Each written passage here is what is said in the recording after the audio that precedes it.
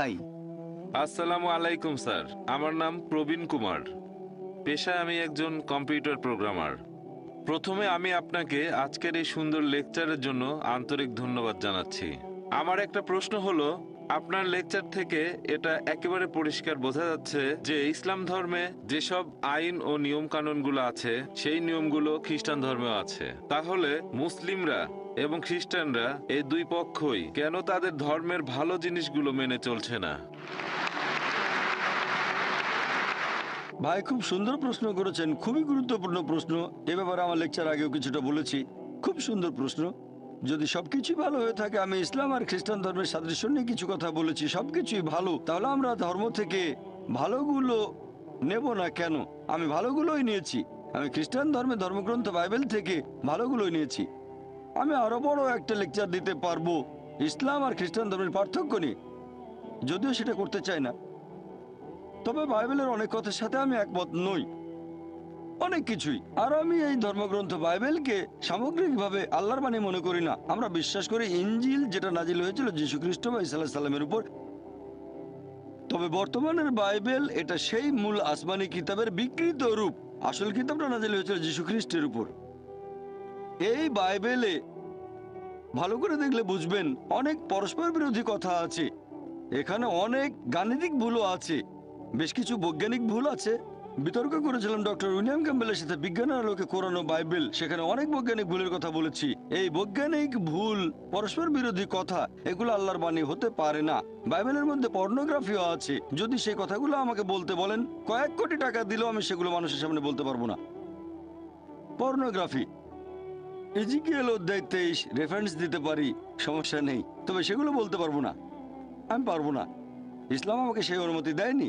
আমি এখানে কি করেছি, আমি কোরআনের দিক নির্দেশনা নিয়েছি। সূরা আলে ইমরান অধ্যায় নম্বর 3 আয়াত নম্বর 64 বলা হয়েছে, تعالوا إلى كلمة سواء بيننا وبينكم। এসো সেই কথায় যা আমাদের ও তোমাদের মধ্যে এক।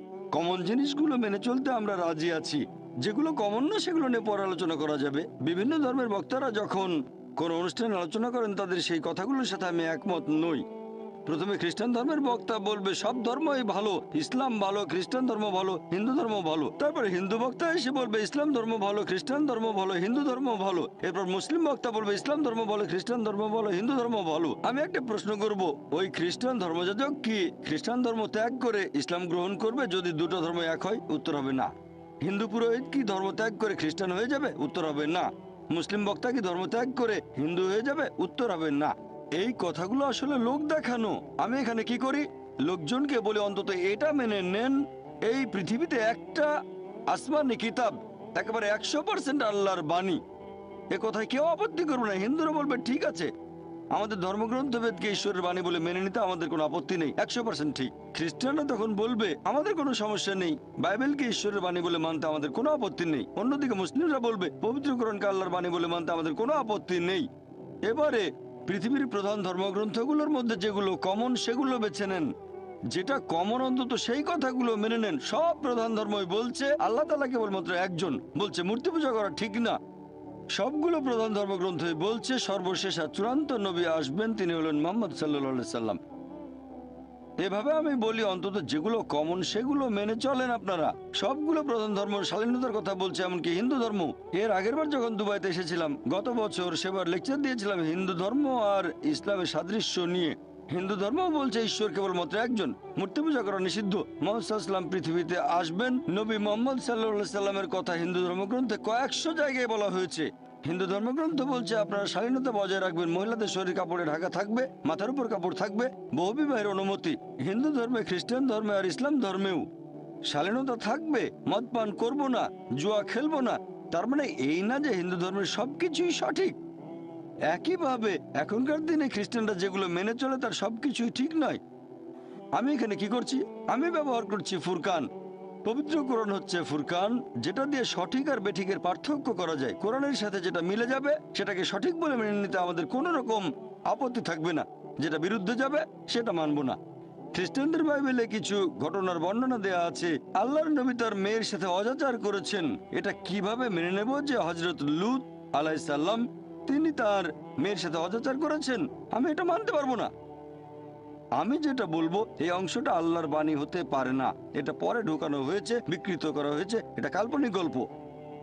আরো একটা কথা বলি যে আপনারা অনেকে হয়তো রেড লেটার বাইবেলের নাম শুনেছেন। এটা একটা red letter Bible. Red letter মানে যীশু খ্রিস্টের নিজের বলা কথাগুলো এখানে লাল কালিতে লেখা আছে।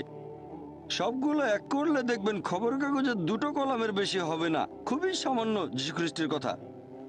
আমি এখন বলবো আসেন অন্তত সেই কথাগুলো মেনে চলি যেগুলো কমন। তার মানে এই না যে আমি বাইবেলের সব কথা মেনে নিচ্ছি, কারণ এখনকার বাইবেল আগের সেই অবিকৃত রূপে নেই। কেন? কারণ আগেকার সব ধর্মগ্রন্থ, এই কথা আমার লেকচারে বলেছি, এগুলো ছিল একটা নির্দিষ্ট সময়ের জন্য, নির্দিষ্ট গোত্রের মানুষের জন্য।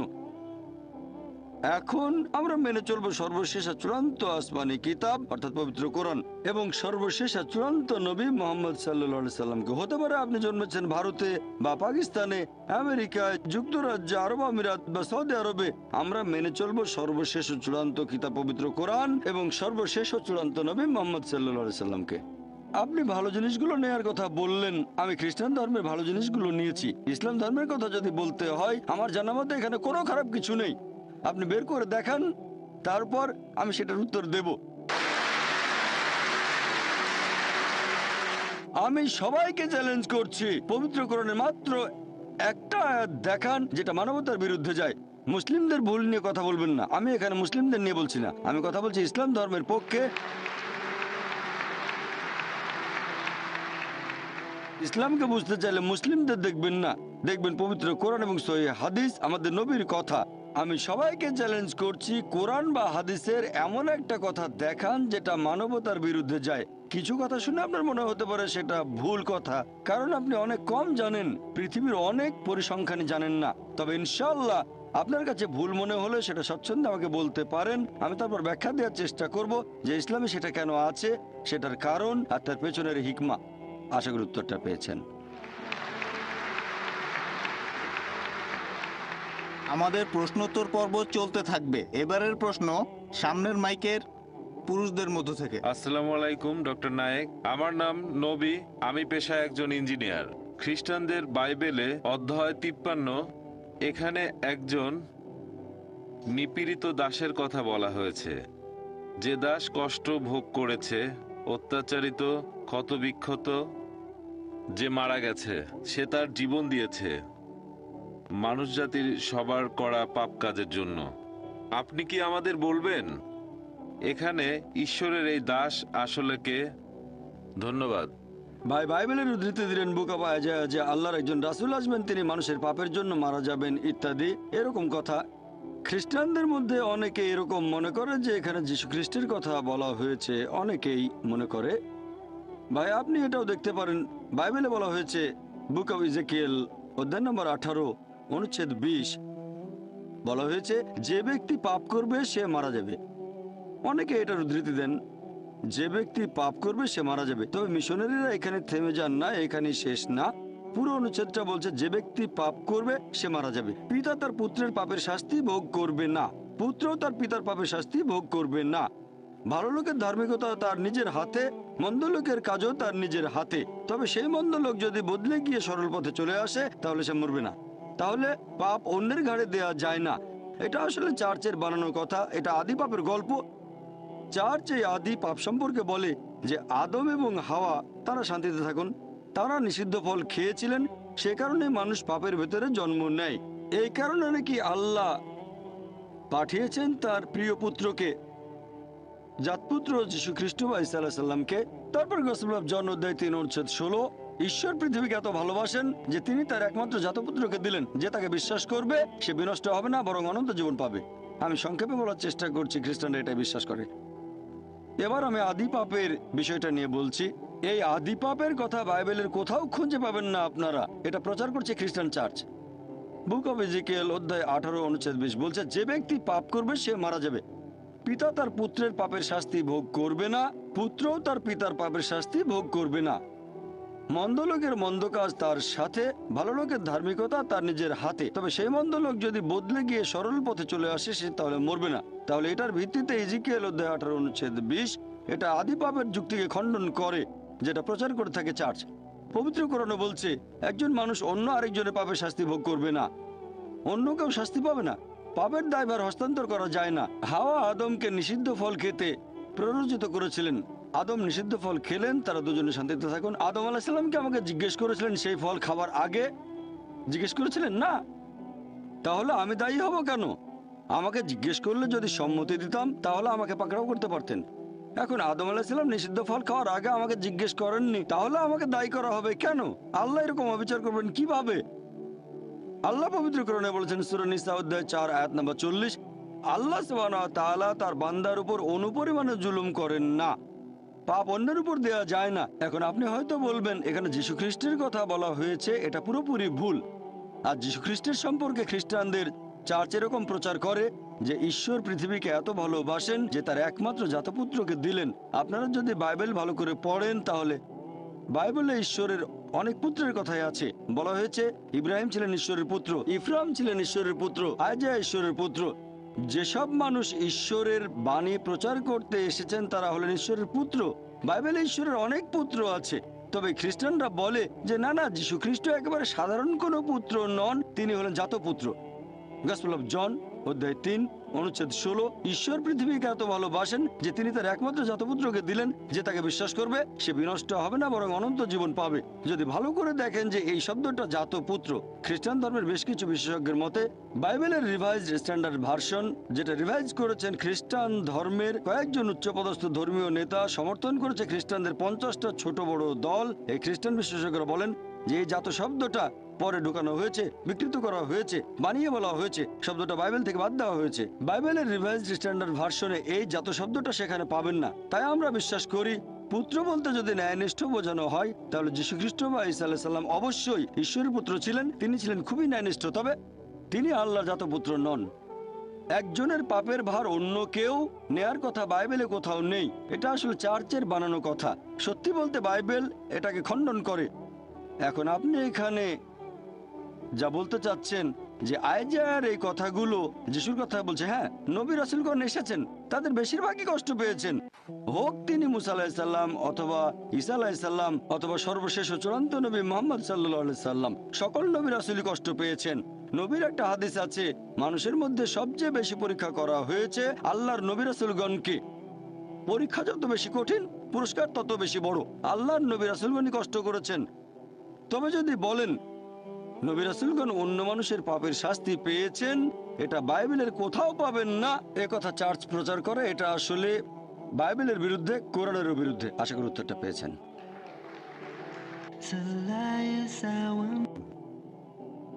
আমি এলিয়ানা, অমুসলিম, পেশায় একজন শিক্ষক। আপনাকে এই সুন্দর লেকচারের জন্য অনেক ধন্যবাদ। আমার একটা প্রশ্ন আছে। আমার মনে হয়েছে মুসলিম পুরুষদের একাধিক বিয়ে করাটা অনৈতিক আর অশ্লীল। আপনি এ ব্যাপারে কি বলবেন? আমি এ ব্যাপারে কারণটা জানি, তবে এখানে আপনার দৃষ্টিভঙ্গিটা জানতে চাচ্ছি। আর যদি কখনো খ্রিস্টান ধর্ম আর ইসলাম ধর্ম একত্রিত হয়, আমার মতে মুসলিমদের একজন স্ত্রী থাকাই উচিত। বোন, খুব সুন্দর প্রশ্ন করেছেন, খুবই কমন প্রশ্ন, খুবই গুরুত্বপূর্ণ প্রশ্ন। আপনি বললেন যে আপনার কাছে মনে হয় মুসলিম পুরুষদের একাধিক বিয়ে করাটা হচ্ছে একটা অনৈতিক কাজ, আর আপনি বললেন যে খ্রিস্টান এবং মুসলিমরা যদি কখনো একতাবদ্ধ হয় তাহলে খুব ভালো হবে। আমিও সেটাই করতে চাই, তবে একতাবদ্ধ হবে সত্যের উপর ভিত্তি করে, মিথ্যার উপর নয়। কোরআন হচ্ছে এই পৃথিবীর বুকে একমাত্র ধর্মগ্রন্থ যেটা বলছে মাত্র একটা বিয়ে করো। পৃথিবীতে আর কোনো ধর্মগ্রন্থ খুঁজে পাবেন না, হোক সেটা বাইবেল অথবা ধরেন রামায়ণ অথবা মহাভারত কিংবা বেদ। কোরআন বাদে আর কেউ বলছে না মাত্র একটা বিয়ে করো। হিন্দু ধর্মগ্রন্থ পড়লে দেখতে পাবেন, যদি হিন্দু ধর্মগ্রন্থ পড়ে দেখেন রামায়ণ, সেখানে শ্রীরামের বাবা রাজা দশরথ, তার একাধিক স্ত্রী ছিল। এরপর মহাভারত পড়লে দেখবেন শ্রীকৃষ্ণ, তার কতজন স্ত্রী ছিল? 4 জন, 10 জন, 1000 জন, তার ছিল 16,108 জন স্ত্রী। এরপর বাইবেল পড়েন, বাইবেল পড়লে দেখবেন সুলাইমানের 700 জন স্ত্রী ছিল। বাইবেলের কথা অনুযায়ী ইব্রাহিমের 3 জন স্ত্রী ছিল। তাহলে বাইবেলের কথা অনুযায়ী, ইহুদি আর খ্রিস্টান ধর্ম অনুযায়ী একজন পুরুষ যত খুশি বিয়ে করতে পারে, 4, 5, 10, 1000, কোনো সীমা পরিসীমা নেই। ইসলাম একটা সীমা বেঁধে দিয়েছে। কোরআন বলছে সূরা নিসা অধ্যায় নম্বর 4 আয়াত নম্বর 3, তোমার পছন্দের নারীদের বিয়ে করো 2, 3 বা 4 জনকে, তবে যদি সুবিচার করতে না পারো তাহলে একটা বিয়ে করো। হিন্দু ধর্ম অনুযায়ী, খ্রিস্টান ধর্ম অনুযায়ী একজন পুরুষ যতজন নারীকে ইচ্ছে বিয়ে করতে পারে, 1 জন, 5 জন, 10 জন, 20 জন, 1000 জন, 10,000, কোনো সীমা নেই। ইসলাম বলছে পছন্দের নারীদের বিয়ে করো 2, 3 বা 4 জন, তবে সুবিচার করতে না পারলে মাত্র একটা বিয়ে করো। তাহলে ইসলাম বলছে সুবিচার করতে পারলে একাধিক বিয়ে করবেন, তা না হলে করবেন না, আর সুবিচার করতে পারলে সর্বোচ্চ 4 জন।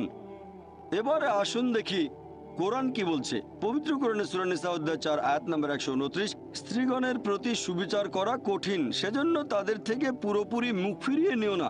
অনেকের মনে এরকম ভুল ধারণা আছে যে ইসলামে 4 জন স্ত্রী থাকা বাধ্যতামূলক। এটা বাধ্যতামূলক না, একাধিক স্ত্রী রাখার ব্যাপারটা ঐচ্ছিক ব্যাপার, এটা মুবাহ। তবে যদি একাধিক বিয়ে করেন আর সুবিচার করতে না পারেন তাহলে সমস্যায় পড়ে যাবেন। এবারে আসুন দেখি এর পেছনে কারণটা আসলে কি। আমি এখানে কারণটা বলছি, তারপর আপনি চাইলে পাল্টা প্রশ্ন করতে পারেন। লজিক্যাল কারণটা যে ইসলাম ধর্ম কেন কিছু পুরুষকে একাধিক বিয়ে করার অনুমতি দিয়েছে। এখন ভালো করে দেখলে বুঝতে পারবেন যে ছেলে আর মেয়ে সন্তান জন্মায় সমান অনুপাতে।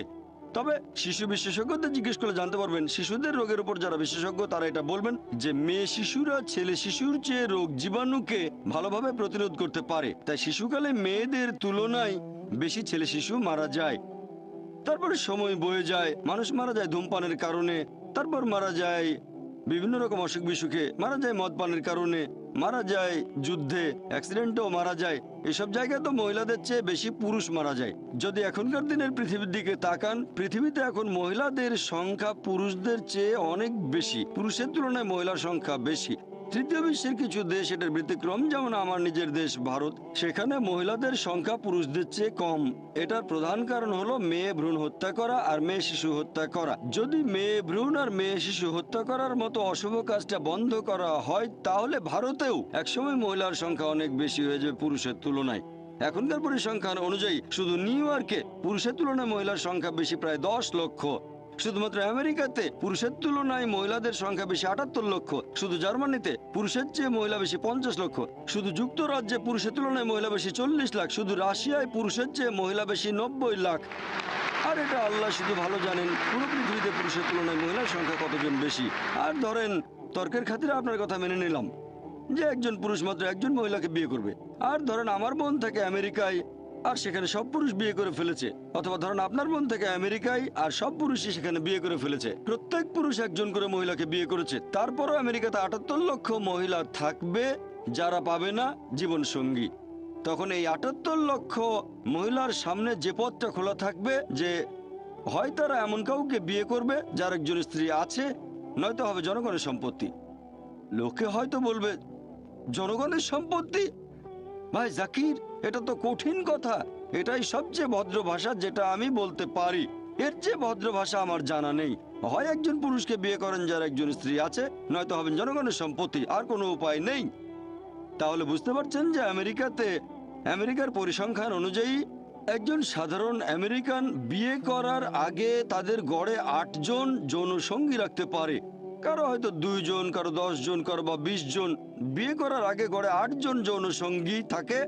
আর আপনি চাইলে যতজন খুশি রক্ষিত রাখতে পারেন, 1 জন, 10 জন, 20 জন, কোনো সমস্যা নেই। তবে আইনসঙ্গতভাবে একাধিক স্ত্রী তারা হজম করতে পারে না।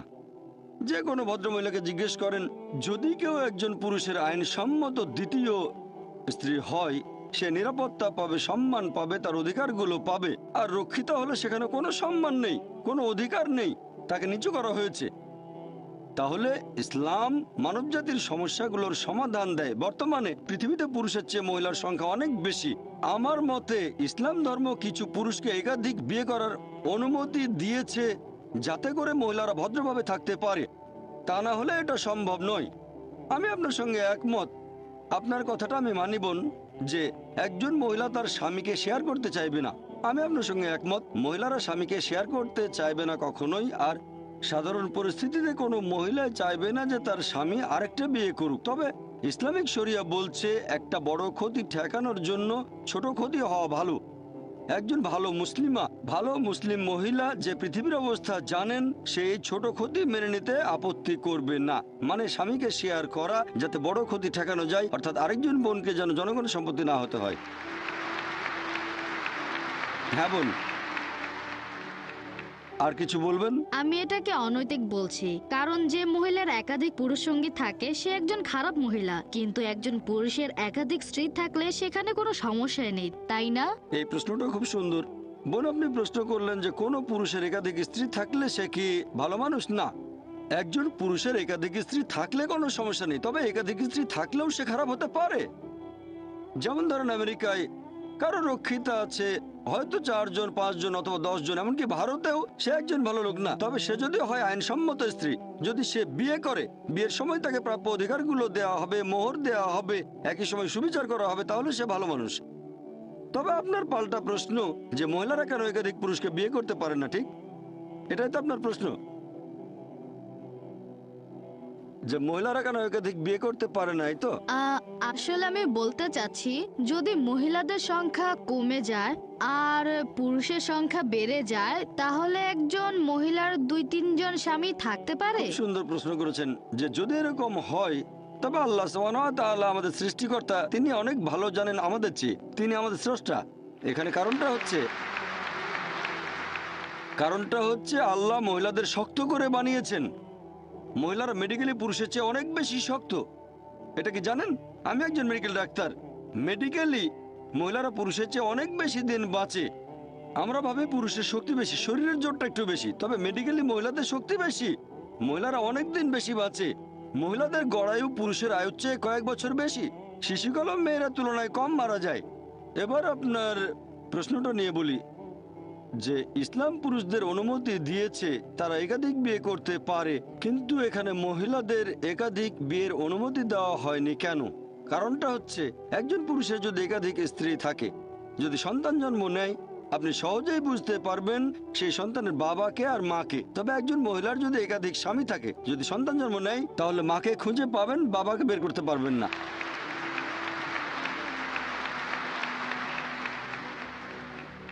তারপর সন্তানকে স্কুলে ভর্তি করতে যাবেন, এর বাবার নাম কি, তখন হয়তো দুটো নাম দিতে হবে। এখন মেডিকেল বিজ্ঞান অনেক উন্নত হয়েছে, যেমন ডিএনএ, জেনেটিক কোডিং। এখন বলতে পারবো বাবাকে আর মাকে, এখন সেটা আগে সম্ভব ছিল না। ইসলাম পৃথিবীতে আছে শরণাতীতকাল থেকে, এটাই একমাত্র কারণ নয়, এছাড়াও আরো কিছু কারণ আছে। প্রাকৃতিকভাবে মহিলাদের তুলনায় পুরুষের যৌন তাড়না বেশি। তৃতীয়ত, একজন পুরুষ একাধিক স্ত্রী নিয়ে থাকতে পারবে, কিন্তু মহিলাদের জন্য একাধিক স্বামী থাকাটা কঠিন হবে, কারণ মহিলাদের মাসে রজস্রাব হবে, এমন সময় মানসিকতা বদলে যেতে পারে। এসব কারণে একাধিক স্বামী রাখাটা কঠিন হয়ে যাবে। এছাড়াও এখনকার দিনের বিজ্ঞান আমাদের বলে যে একজন পুরুষের যদি একাধিক যৌনসঙ্গী থাকে আর তাদের প্রতি বিশ্বস্ত থাকে, যেমন একজনের যদি একাধিক স্ত্রী থাকে, একাধিক যৌনসঙ্গী থাকে, আর তারা সবাই যদি একে অন্যের প্রতি বিশ্বস্ত থাকে, তাহলে সেই পুরুষের অথবা সেই মহিলার কোনো রকম যৌনবাহিত রোগ হবে না। তবে একজন মহিলার যদি একাধিক যৌনসঙ্গী থাকে, যদি তার একাধিক স্বামী থাকে, তাহলে তাদের যৌনবাহিত রোগ হবে। প্রথমে রোগটা সেই মহিলার হবে, তারপর সেই রোগ তার স্বামীদের মধ্যে ছড়িয়ে পড়বে। তাই মেডিকেলি এটা ভালো নয় যে একজন মহিলার একাধিক স্বামী থাকতে পারে। আশা করি উত্তরটা পেয়েছেন। Good evening doctor Zakir. আমার নাম মেরিল ডিসুজা, বোম্বে থেকে এসেছি। প্রথমেই আপনার এই সুন্দর লেকচারের জন্য অনেক ধন্যবাদ। আরেকটা কথা না বলেই পারছি না, গত কয়েক বছর ধরে আমি টেলিভিশনে মোটামুটি নিয়মিতভাবে আপনার লেকচারগুলো শুনি। কলেজে ভর্তি হবার পরে আমি আপনার লেকচারগুলোর সাথে পরিচিত হই। আজকে আমি আপনাকে একটা প্রশ্ন করতে চাই, তার আগে আমি 2টা বিষয়ে কথা বলবো। আপনি আজকের লেকচারে বলেছেন, একটা হলো ঈশ্বরের সাথে কাউকে শরিক করা, এটা পাপ কাজ, এটা সবচাইতে বড় পাপ। দ্বিতীয় বিষয়টা হলো প্রার্থনা করার নিয়ম। আপনি তখন বলেছিলেন যে মুসলিমরা প্রার্থনার সময় কপাল মাটিতে ঠেকায় আর আপনারা শরীরকে বিনীত করেন। আমি বোম্বে শহরেই বড় হয়েছি, এখানে দেখেছি, আর আমি নিজেও ব্যাপারটা সম্পর্কে পরিষ্কার হতে চাই। সেটা হলো দরগা বা মাজারের বিষয়টা। মুসলিমরা সেখানে যায়, এই ব্যাপারে আপনি কি বলবেন?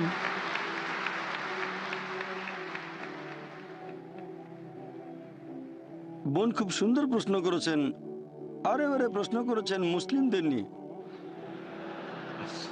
খুবই সুন্দর প্রশ্ন। আপনি বলেছেন যে ইসলাম ধর্মে যদি আল্লাহর সাথে অন্য কাউকে শরিক করা সবচেয়ে বড় পাপ হয়, আর প্রার্থনার সবচেয়ে সেরা নিয়ম হলো সিজদা করা, কিন্তু দরগাগুলোতে কি হয়? মানুষজন দরগায় যায়, সেখানে সিজদা করে, সেটা ঠিক না ভুল? এটাই ছিল আপনার প্রশ্ন। বোন, আমি আপনার সঙ্গে একমত। আমার লেকচারের কথাগুলো আপনি পরিষ্কার আর সঠিকভাবে বুঝতে পেরেছেন যে আল্লাহ তাআলার সাথে কাউকে শরিক করা, সেটা যেই করুক, সেটা ভুল। হোক সে মুসলিম বা অমুসলিম, এটা ঠিক না।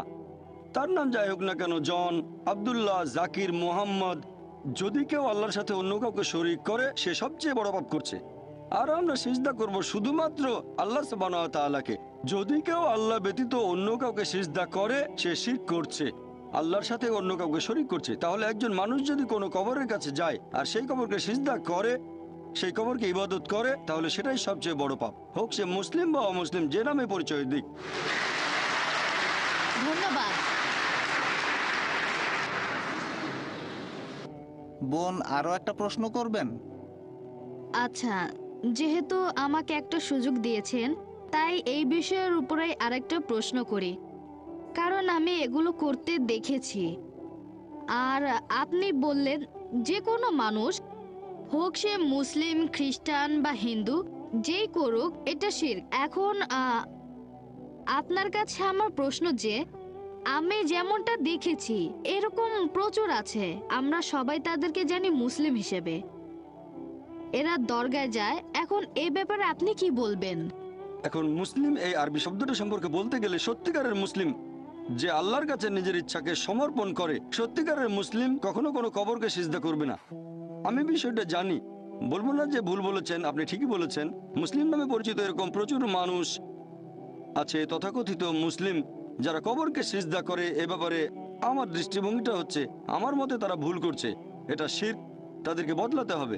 আর আমার লেকচারেও আমি তাদের উদ্দেশ্যে বলেছি যে যদি আপনারা কোনো কবরে যান, আমাদের নবী বলেছেন তোমরা কবরের কাছে যেতে পারো, এতে আখিরাতের কথা মনে পড়বে যে একদিন আমিও মারা যাব। তাহলে কবরে গিয়ে সেই মৃত ব্যক্তির জন্য দোয়া করবেন, তার কাছে দোয়া চাইবেন না।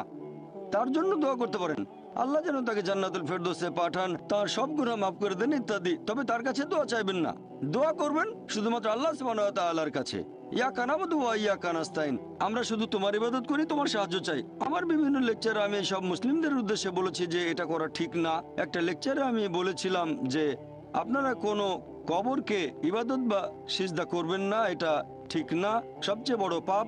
আর আলহামদুলিল্লাহ সুম্মা আলহামদুলিল্লাহ, আপনি বোম্বে থেকে এসেছেন, আমিও বোম্বেতে থাকি, এরকম হাজার হাজার তরুণ মাশাআল্লাহ আমার লেকচার শুনে কবরকে ইবাদত করা বাদ দিয়েছে, আলহামদুলিল্লাহ।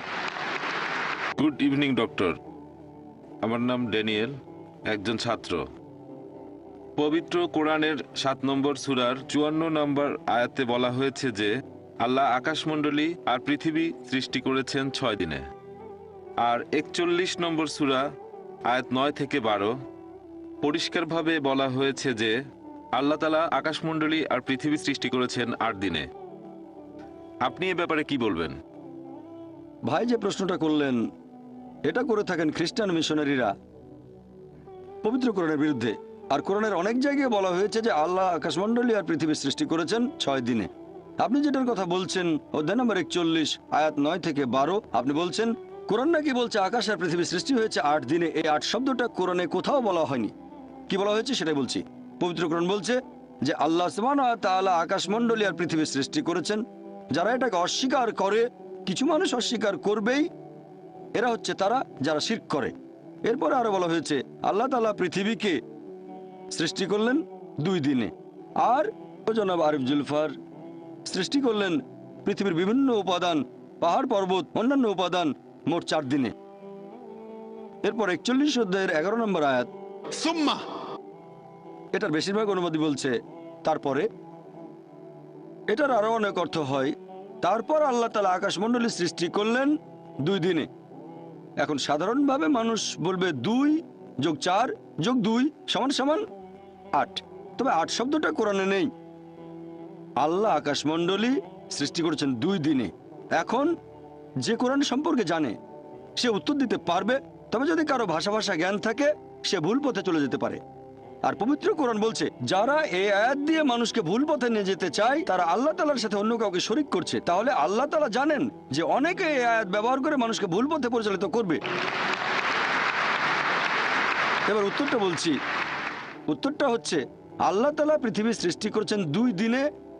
পৃথিবীর গাছপালা পাহাড় পর্বত সমান অনুপাতে মোট 4 দিনে। সুম্মা, আরবি সুম্মা শব্দের আরেকটা মানে হচ্ছে একই সাথে। এর একটা মানে হলো তারপর হতে পারে, একসাথেও হতে পারে। তাহলে একই সাথে আল্লাহ সুবহানাহু ওয়া তাআলা আকাশমণ্ডলী সৃষ্টি করেছেন 2 দিনে। যেমন ধরেন আমি আপনাকে বললাম আমি একটা বড় বিল্ডিং তৈরি করব 30 তলা উঁচু মোট 6 মাসে। এটাই আমার কথা। এখন আপনি যদি খুঁটিয়ে দেখেন যে আমি সেই বিল্ডিং এর ভেতরটা তার মানে তৈরি করব ফাউন্ডেশন 2 মাসে, আর স্ট্রাকচার সেখানে 4 মাস, পুরো 30 তলা। একই সাথে যখন তৈরি করছি ফাউন্ডেশন তখন কম্পাউন্ডের প্রাচীরও তুলে ফেললাম 2 মাসে। তাহলে যখন আমি ফাউন্ডেশন তৈরি করছি একই সাথে প্রাচীর তুলছি আমি, তার মানে এই না যে 2 যোগ 4 যোগ 2 সমান 8 মাস। অর্থাৎ যখন ফাউন্ডেশন তৈরি করছি তখন একই সাথে আমি কম্পাউন্ডের প্রাচীরও তুলছি। তাহলে আমার বিল্ডিংটা তৈরি হচ্ছে 6 মাসে, 8 মাসে না। আর একই সাথে আল্লাহ তাআলা বলেছেন যখন তিনি পৃথিবী সৃষ্টি করলেন একই সাথে আকাশমণ্ডলীও সৃষ্টি করলেন। এখন 2 দিনে পৃথিবী আর একই সাথে আল্লাহ আকাশমণ্ডলীও সৃষ্টি করলেন। সেজন্য আল্লাহ পবিত্র কোরআনে বলেছেন সূরা আম্বিয়া অধ্যায় নম্বর 21 আয়াত নম্বর 30, أولم يرى الذين كفروا অবিশ্বাসের কি এটা দেখে না أن السماوات والأرض كانت رتقا ففتقناهما। আকাশমণ্ডলী ও পৃথিবী ওতপ্রোতভাবে মিশেছিল, আমি তাদের আলাদা করে দিলাম। তাহলে আল্লাহ পৃথিবী আর আকাশমণ্ডলী সৃষ্টি করেছেন একই সাথে, ففتقناهما। আমি তাদের আলাদা করে দিলাম। এখানে আসলে বিগ ব্যাং এর কথা সংক্ষেপে বলা হয়েছে। এখন বিগ ব্যাং থিওরি আমাদের বলে যে পুরো বিশ্বজগৎ প্রথমে ছিল একটা বিন্দু, তারপর বিস্ফোরণে সবকিছু আলাদা হয়ে গেল, তারপর তৈরি হলো গ্যালাক্সি, নক্ষত্র, বিভিন্ন গ্রহ, পৃথিবী, আমরা এখন যেখানে আছি। তাহলে বিগ ব্যাং এর ভিত্তিতে বিজ্ঞান কোরআনের সাথে দ্বিমত পোষণ করেনি যে আকাশমণ্ডলী যখন সৃষ্টি হয়েছে পৃথিবীও একই সাথে সৃষ্টি হয়েছে। এখানে প্রথম 2 দিন আর শেষ 2 দিন আসলে একই সাথে, এটা পরস্পর বিরোধী নয়। বলতে পারেন পুঙ্খানুপুঙ্খ রূপে। পুঙ্খানুপুঙ্খ মানে এখানে অন্যান্য বিষয়গুলো আছে, এটা পরস্পর বিরোধী না। পরস্পর বিরোধী মানে দুটো জিনিস একে অন্যের বিপরীত। পুঙ্খানুপুঙ্খ মানে অন্যান্য বিবরণগুলো দেয়া। যেমন ধরেন আমি আপনাকে বললাম যে আপনি সৎ, আগামীকাল বললাম আপনি খুব দয়ালু, এটা পরস্পর বিরোধী না, এটা পুঙ্খানুপুঙ্খ। আপনি সৎ পাশাপাশি আপনি দয়ালু। তবে পরে যদি বলি আপনি অসৎ সেটা পরস্পর বিরোধী হবে। এই আয়াতে পবিত্র কোরআনে বিস্তারিত বলা হয়েছে এই 6 দিনে কিভাবে সৃষ্টি হয়েছে। প্রথম 2 দিনে পৃথিবী, একই সাথে আকাশমণ্ডলী, আর তারপর 4 দিনে পৃথিবী উপরের উপাদানগুলো যেমন পাহাড় পর্বত গাছপালা সব সমান অনুপাতে। আশা করি উত্তরটা পেয়েছেন। আমার নাম মহেশ, বোম্বে থেকে এসেছি। আমি গত 6 বছর ধরে দুবাই আর অন্যান্য দেশে আপনার লেকচার শুনতে গিয়েছি। আজকেও আপনি খুব সুন্দরভাবে বিভিন্ন বিষয় নিয়ে কথা বললেন। আমি খালিস টাইমসে ইসলামিক ফোকাস নিয়মিতভাবে পড়ি, আর আমি পবিত্র কোরআন পড়েছি যখন সৌদি আরবে ছিলাম। আপনি কি একটু ব্যাখ্যা করে বলবেন যে তাকওয়া জিনিসটা আসলে কি, আর কোরআনের সূরা আল ফাতিহা? ভাই মাশাআল্লাহ, ভাই মহেশ বোম্বে থেকে এসেছেন, আমিও থাকি বোম্বে। আপনি আমার লেকচার শুনছেন 6 বছর ধরে। আরেক বোনও বললেন মাশাআল্লাহ তিনিও কয়েক বছর ধরে আমার লেকচার শুনছেন। আপনি প্রশ্ন করলেন যে তাকওয়া জিনিসটা কি। তাকওয়া মানে ধার্মিকতা, আল্লাহকে মেনে চলা এবং ন্যায়নিষ্ঠতা।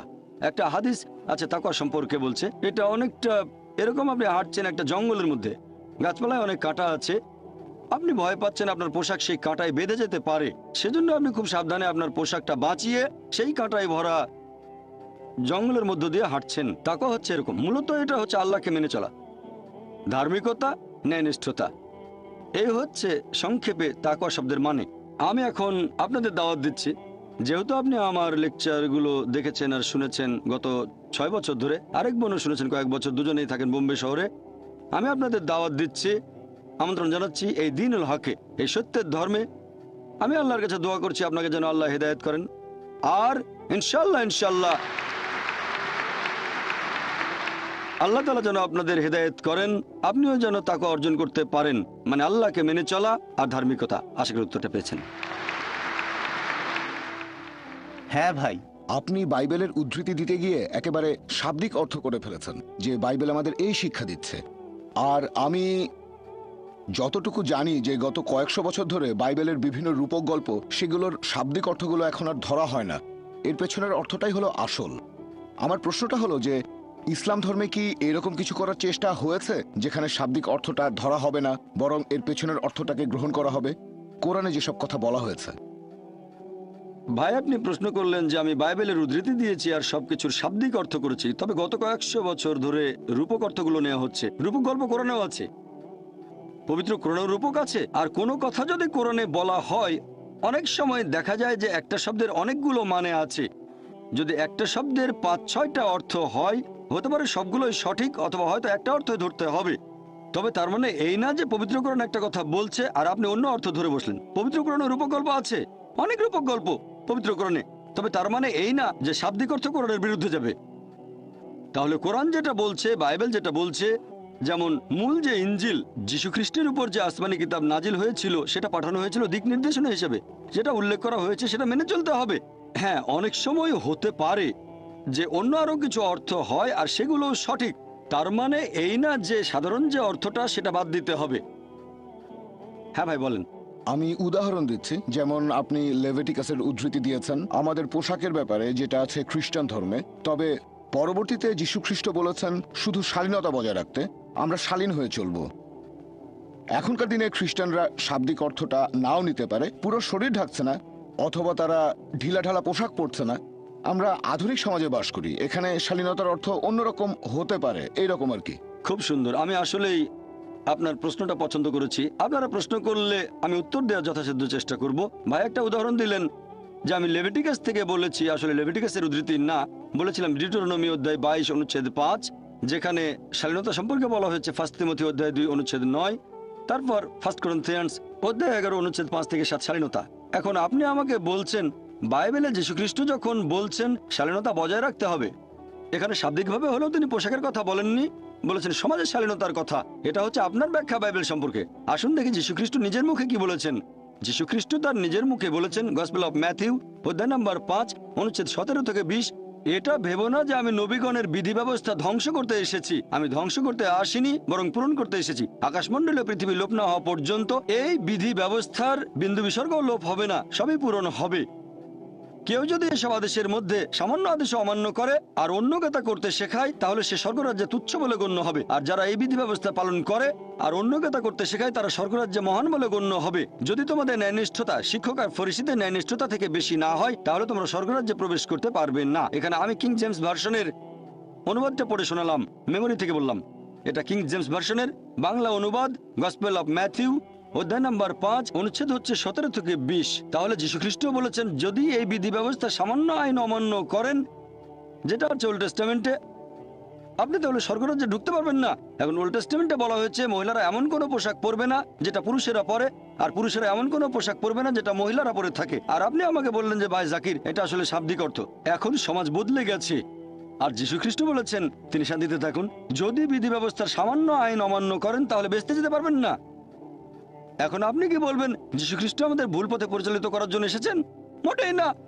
তিনি পরিষ্কার বলেছেন আকাশমণ্ডল ও পৃথিবী লোপ না হওয়া পর্যন্ত এই বিধি ব্যবস্থার বিন্দু বিসর্গও লোপ হবে না, সবই পূরণ হবে। এটা আসলে পরে প্রচার করেছে পল, সেন্ট পল, যিনি নিজেই নিজেকে যীশুখ্রিস্টের শিষ্য বলে দাবি করেন। তিনি বলেছেন দেখো বিধি ব্যবস্থাকে ক্রুশবিদ্ধ করা হয়েছে। এটা পলের শিক্ষা। যীশুখ্রিস্ট কখনো এরকম শিক্ষা দেননি। কাকে বিশ্বাস করবেন, যীশুখ্রিস্টকে বিশ্বাস করবেন নাকি সেন্ট পলকে? তারপর যীশুখ্রিস্ট আরো বলেছেন যদি তোমাদের ন্যায়নিষ্ঠতা শিক্ষক আর ফরিসীদের ন্যায়নিষ্ঠতার চেয়ে বেশি না হয়, যদি ইহুদিদের চেয়ে উন্নত না হও, স্বর্গরাজ্যে প্রবেশ করতে পারবে না। তার মানে বাইবেলের ওল্ড টেস্টামেন্টে যেসব কথা বলা হয়েছে, শুকরের মাংস খাবে না, শালীনতা বজায় রাখবেন, সবকিছু মানতে হবে। এজন্য আপনি দেখবেন যে চার্চে যারা নান সিস্টার, তাদের পোশাক মুসলিম মহিলাদের মতো। আপনি কি মা মেরির কোনো ফটোগ্রাফ দেখেছেন? তার পুরো শরীর ঢাকা, মাথায় কাপড়, কবজি পর্যন্ত ঢাকা, পায়ের গোড়ালি পর্যন্ত। আমি জানি না ভবিষ্যতে কি হবে, আল্লাহ জানেন। মা আমেরিকা হয়তো স্কার্ট পড়তে হতে পারে, আপনাদের ভাষায় এটাই উন্নতি। তবে আসলে তার পুরো শরীর ঢাকা। নানদের ব্যাপারটা একই রকম, নানদের পুরো শরীর ঢাকা। কেন? আর ইসলাম ধর্মে মুসলিম মহিলারা নানদের মতোই। প্রত্যেক মুসলিম মহিলা ধার্মিকতার কথা যদি বলেন, সে হবে ধার্মিক আর শালীন।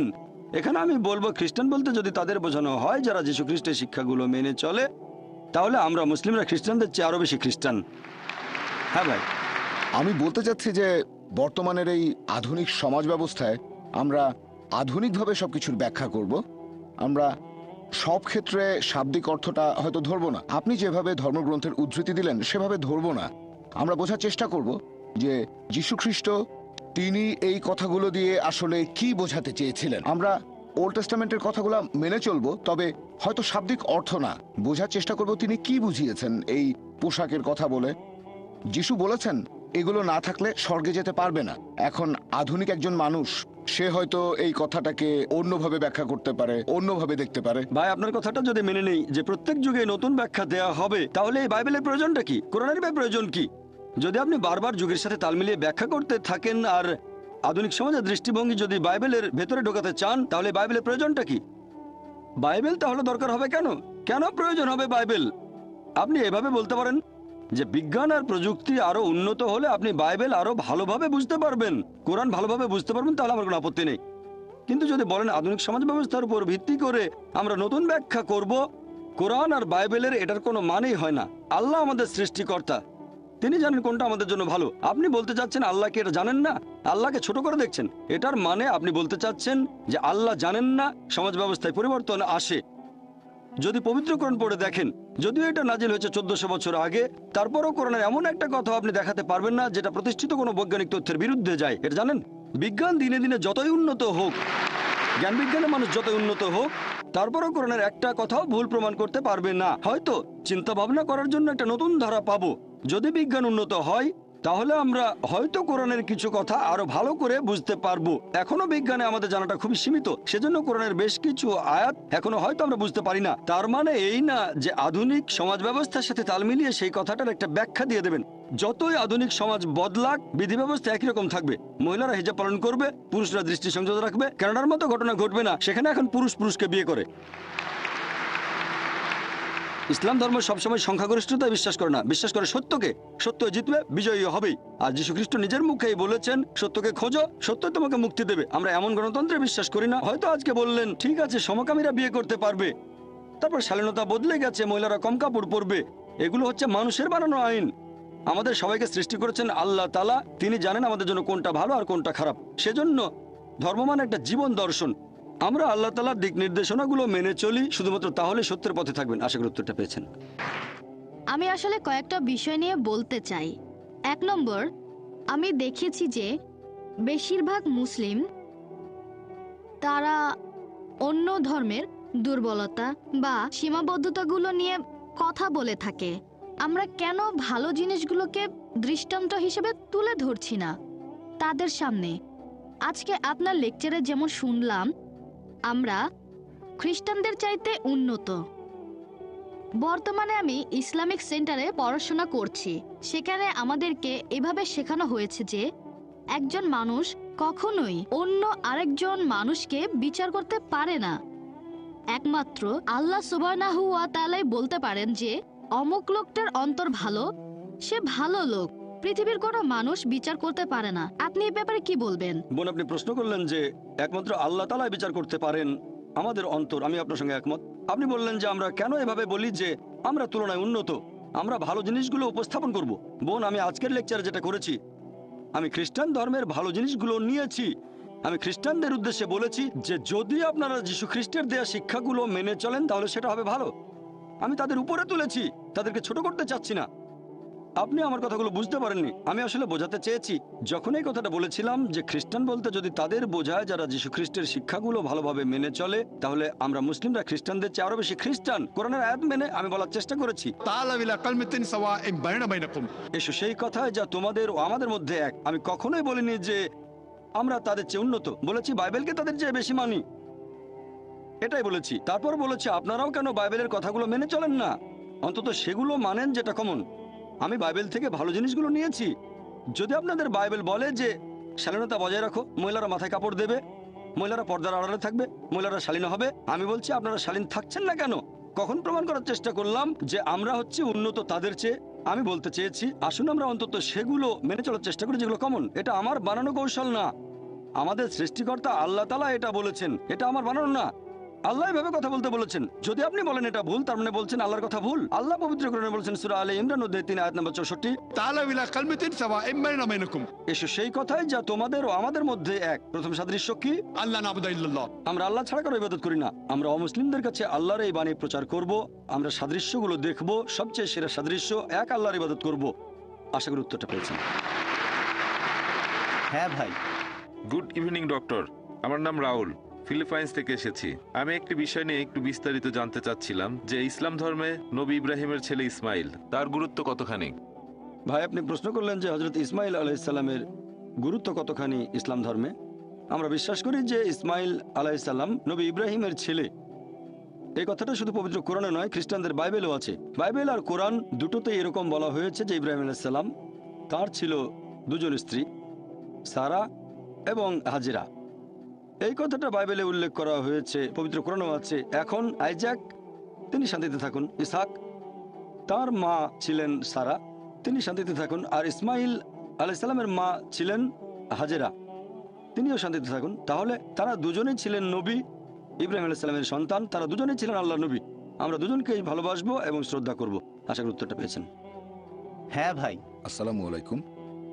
আমার প্রশ্নটা আগের এক মহিলার প্রশ্নের কথার প্রসঙ্গ ধরে, যিনি বলেছিলেন যে ধর্মের মধ্যে ভালো জিনিসগুলো দৃষ্টান্ত হিসেবে তুলে ধরতে হবে। এখন আমি বিশ্বাস করি যে ইসলাম হচ্ছে বড় একটা চেইনের ছোট একটা অংশ। এখানে প্রথমে আমাদেরকে দেখতে হবে ইহুদি ধর্ম, খ্রিস্টান ধর্ম, তারপর ইসলাম। একজন সত্যিকারের মুসলিম হতে গেলে আপনাকে প্রথমে বিশ্বাস করতে হবে ইহুদি আর খ্রিস্টান ধর্ম। আমার প্রশ্নটা হলো, ইসলাম ধর্ম যীশু খ্রিস্টের ক্রুশবিদ্ধ হওয়া সম্পর্কে কি বলেছে? আমি যীশু খ্রিস্টের ক্রুশবিদ্ধ হওয়ার উপরে ইসলামিক গল্পটা বিস্তারিত জানতে চাচ্ছিলাম। আর আমার মনে হয় যদি এই ব্যাপারগুলো পরিষ্কারভাবে ব্যাখ্যা করা যায় তাহলে আমাদের মধ্যে আর তেমন কোনো পার্থক্য থাকবে না, মাঝখানের দূরত্বটাও অনেকখানি কমে যাবে। ভাই, আপনি প্রশ্ন করলেন, এখানে একটা প্রশ্নের ভেতরে দুটো অংশ। আপনার মতে একজন মুসলিম তখনই মুসলিম হতে পারে যদি আগে ইহুদি আর খ্রিস্টান ধর্ম বুঝে তারপর ইসলাম বুঝতে চায়। আমি এটা মানতে পারছি না। আল্লাহ পবিত্র কোরআনে বলেছেন সূরা আলে ইমরান অধ্যায় নম্বর 3 আয়াত নম্বর 19, إن الدين عند الله الإسلام আল্লাহ সুবহানাহু ওয়া তাআলার কাছে একমাত্র গ্রহণযোগ্য দিন হচ্ছে ইসলাম। মুসা নবী যে ধর্ম প্রচার করেছেন সেটা আসলে ছিল ইসলাম। তিনি ইহুদি ধর্ম প্রচার করেননি। যীশু খ্রিস্ট যে ধর্মটা প্রচার করেছেন সেটাও ছিল আসলে ইসলাম। তিনি খ্রিস্টান ধর্ম প্রচার করেননি। খ্রিস্টান ধর্ম শব্দটা বাইবেলের কোথাও নেই, এটা কি জানেন? খ্রিস্টান ধর্ম যে শব্দটা বাইবেলে কোথাও খুঁজে পাবেন না। খ্রিস্টান শব্দটা প্রথম ব্যবহার করা হয়েছে বুক অফ অ্যাক্টসে। বুক অফ অ্যাক্টস বলছে যে অ্যান্টিওকের লোকজন তারা যীশু খ্রিস্টের অনুসারীদেরকে ডাকতো খ্রিস্টান বলে। এই নামটা দেওয়া হয়েছে আর সেটা দিয়েছে অ্যান্টিওকের লোকজন। যীশু খ্রিস্ট তার জীবদ্দশায় কোনোদিন খ্রিস্টান শব্দটা শোনেননি, এটা কি জানেন? তাহলে তিনি খ্রিস্টান ধর্ম প্রচার করবেন কিভাবে? আপনি যেটা বললেন যে একজন মুসলিম প্রথমে জানবে ইহুদি আর খ্রিস্টান ধর্ম তারপর ইসলাম সম্পর্কে, এটা পুরোপুরি ভুল। إن الدين عند الله الإسلام আল্লাহর কাছে একমাত্র গ্রহণযোগ্য দিন হচ্ছে ইসলাম। আল্লাহর সব নবী রাসূলগণ প্রচার করেছেন ইসলাম। আপনি এখনকার দিনে যে বাইবেল আর অন্যান্য ধর্মগ্রন্থ দেখছেন এগুলো আসলে মূল আসমানি কিতাবের বিকৃত রূপ।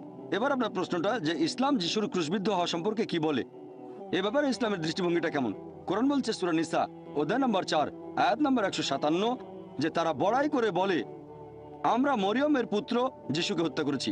ইহুদিরা তারা বড়াই করে বলে আমরা মরিয়মের পুত্র যিশুকে হত্যা করেছি। وما قتلوا وما صلبوه তারা তাকে হত্যা করেনি, তাকে ক্রুশবিদ্ধও করেনি, ولكن شبه لهم কিন্তু তাদের এরকম বিভ্রম হয়েছিল। যারা তার সম্পর্কে মতভেদ করেছিল তারা সংশয়যুক্ত ছিল, إلا اتباع الظن অনুমান ছাড়া তাদের কোনো জ্ঞানই ছিল না। وما قتلوه يقينا আর এটা ছিল নিশ্চিত যে তারা তাকে হত্যা করেনি। তাহলে পবিত্র কোরআন অনুযায়ী ইহুদিরা বড়াই করে বলেছিল তারা যিশু আলাইহিস সালামকে হত্যা করেছে, তবে তারা তাকে হত্যা করেনি, তাকে ক্রুশবিদ্ধও করেনি, কিন্তু তাদের এরকম বিভ্রম হয়েছিল। যারা মতভেদ করেছিল তারা সংশয়যুক্ত